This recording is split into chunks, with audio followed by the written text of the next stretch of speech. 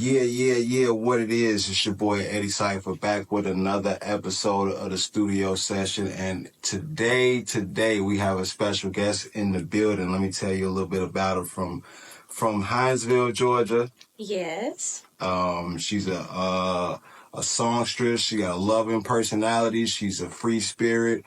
One of the best vocal ranges I've heard in the 912. And lastly, a loving mom of two. Ladies and gentlemen, Miss Italy. Hello. How are you doing today? I am doing fine. It was not that long of a drive, but it would give me time to listen to my music. So I'm not complaining. I love listening to my music. Yeah, it's about like an hour, hour and some change. Yeah, a lot shorter than I thought it was gonna be. Surprise. Yeah, when I take that drive, I usually come from like Pooler, so it's a little shorter. So I come from work. Yeah, let's dive right into it. I heard that you started singing at 3. I did. I remember the first song that I ever sang too. It was This Little Light of Mine. I sang it in this church that my Nana brought me to with my sisters. So, yeah. This Little Light of Mine. That's one of those church favorites. And it was a perfect song for a 3-year-old me to sing. Not too many words and easy melody. How was that? I barely remember, honestly. A lot of what I remember is from what other people told me. When it comes to like me growing up in the church, especially that young, I wasn't as active when I was 3. I think like 3 years old, that was like my very first time, and then it took me a couple years before like I found a church home and got into a youth choir to actually start like singing in it. But yeah. It's cool that you say you don't remember, because, certain people may say, yeah, I've been singing since I was this and singing that. And I'll be thinking in my head, like, how do you remember that? Right, right. Like, I remember the church. I don't remember singing in it.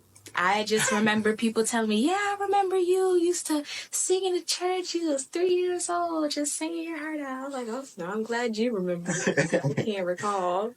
So, by you singing in the church, is that where you learn how to use your voice? Not necessarily. When I was in middle school, I went into chorus class where I learned the fundamentals of music and vocal technique. And there I really learned how to control my voice because we had to sing a certain way. And then around that time as well, that's also when I started going back into church choirs and singing, but it wasn't nothing I was like too seriously involved in. Most of my time singing respectfully was in middle school. So yeah. Okay. And did you have like any like little groups back in the day, like when you first started? Because I know when I first started, I kind of had like, some groups and stuff like that. When I was in 5th grade, I created a band with my cousin. I forgot what we had called it, but we had wrote a couple songs in it, and it was like some humanitarian type stuff. So we were writing about like saving the world our cats and stuff. It was cute, but I think we only wrote probably about 3 songs, and then she had moved away, so it never really got solidified. But I can say that me and my sisters, or unofficially, have been in a group since we started singing at 3 up until like, I would say the end of high school. So your sister can sing too? Oh, both of them can sing, yes. We used to be called the Williams Sisters, or the 3 Angels. We'd be singing in the churches together, yeah. We'd have tight harmonies. I was the soprano. My youngest sister is the alto, and my older sister is the... You still in contact with her? Oh, yeah. We live together. Well, I live with my younger sister. My older sister, she has a place in Savannah, but she comes over very often. We're like this. Sound like a group coming back together. Man, if I can convince them, I could probably convince my older sister, but my younger sister, she's not that into the music like me and my older sister are. Man, I guess you gotta prove them wrong. Yeah. So, what would you say your style of singing, like your style of artist, like with your R&B, neo soul, you alternative rock, Ooh, whatever? right now I'm R&B. Right now, I would consider myself more trap soul R&B in this moment. Uh, a little sneak peek into the future. I'm working on a project after this EP that is a little bit alternative. It's not R&B, but it's not pop, but it's not neo soul. It's me. I'll just say that it's me, and it's very emotional. But that's for later date. Right now, I am R&B, and hopefully, I want to solidify myself into neo soul. That's where my heart is. That's the main genre that I listen to.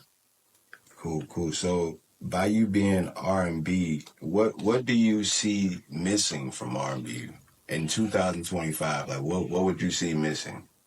The beat, the blues. The A lot of blues. people, and I mean, as music evolves over time, the sound is gonna evolve and it's gonna change, and you're not gonna hear the same things in 2023 that you hear in like 2003. So, but one thing that I really did love growing up listening to R&B was the soul that people would put into their music, the way that they would sing with their entire being. Nowadays, I still do enjoy new age R&B, but a lot of the soul is missing from the sound of it. Like I could give an example, maybe Bryson Tiller. I love Bryson Tiller. I think lyrically he's a beast. I like the vibes, but it's almost empty to me just a little bit. Like it's hard for me to connect emotionally to his I stuff. like Bryson Tiller, but when Bryson Tiller came out, I was more so on Tory Lanez.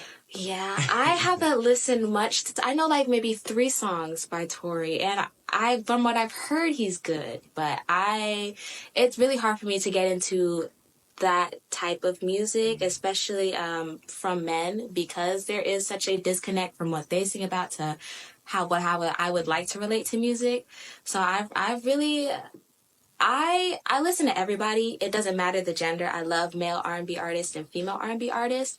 But I do relate to the Summer Walker and the SZAs and the Okay, Janaes a lot okay. more. So, I actually prefer female R&B. yeah. Like that is what calms me down. Like if I'm, aggravated or something, I turn on some Jasmine Sullivan Oh, in a heartbeat. yes. You know what I'm saying? Yes. And, in fact, it's her, Jasmine Sullivan, Mooney Long.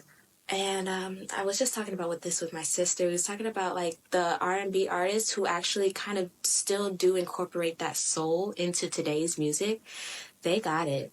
Yeah. They're still doing it for us. Yeah. Do you feel like they are the type of artists that still sing about heartbreaks and stuff like that? Um. Yeah. I mean, Mooney Long, the way she sings, like, what is that song?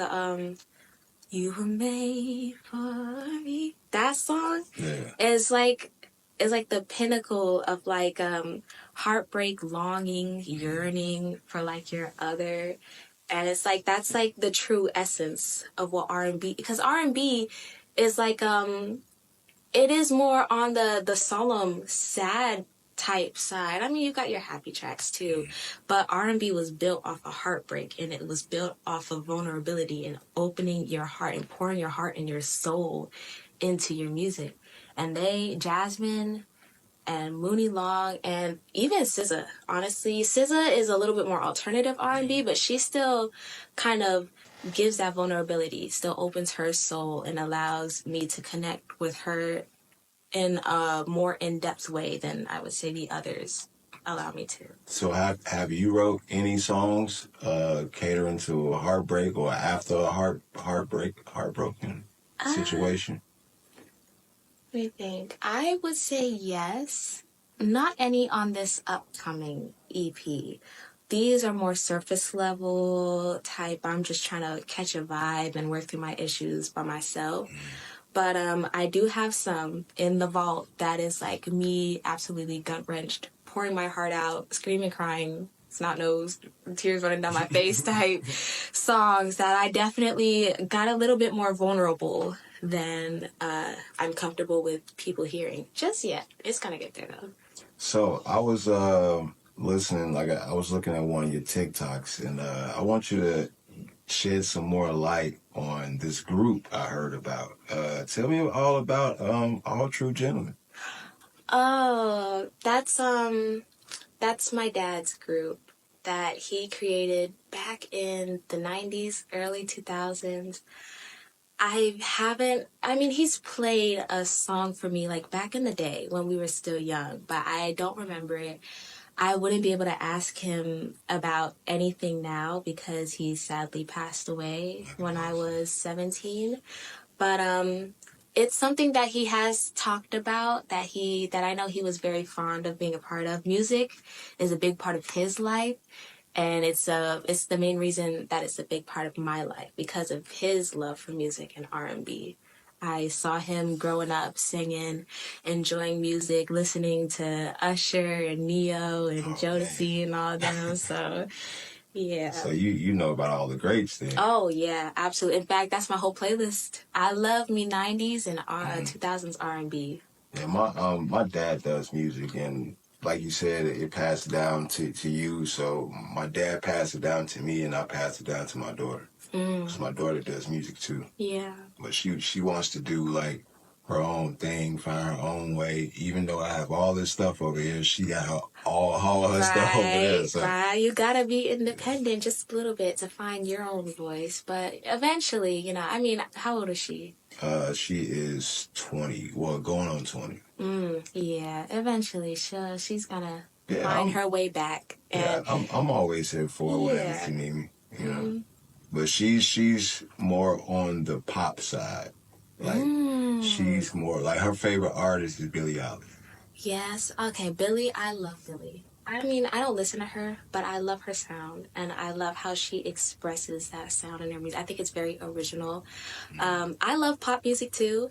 My favorites are Ariana Grande. I love me Ari. In fact, I could say she influences me just a little bit too, because she dabbles a little bit in R&B. Yeah, so she does. She's an honorary, R&B girly. But I love pop. I love all genres, actually. I can't even. I mean, R&B has my soul, but pop is still. I will tap my foot to a good Billie Eilish song, a Taylor Swift song. Yeah. Yeah. So, what is some of the equipment that you use to record in? Like, do you go to a big studio? Do you have a home studio? Like, what does that look like? Well, I use my phone. I have this app called BandLab that my ex-boyfriend back in the day used to record on, and he showed me all the ropings of it. So I took to it, and I just had my little iPhone headphones with the microphone, and I just record on there. And back then it was trash. I was like, I didn't know nothing about mixing or nothing. And then most recently I took to YouTube, and I just started like researching how to do all that stuff, specifically on BandLab, because it's free and I don't have to pay nothing to do nothing. Hey. So yeah, and I have this little microphone. It's not the best quality, but how I do the equalizers and the de-essers and everything, I make it work. So I mean, that's actually cool. Yeah. To record yourself, mix yourself, and master yourself, engineer and all that stuff. It's a lot of work. It's a lot of work, but you know your sound. You know what you're looking for. You know what you want to hear. Yes. You know what echo you want to do. So when you tell somebody you know how to do it and they don't give it back, I kind of understand where you would want to do it yourself. Yeah, at that, and I'm also a perfectionist. I literally I get a little bit anxious when I hear something and like one thing is out of place and I can't fix that. Yeah. Oh yeah, it'll drive you crazy.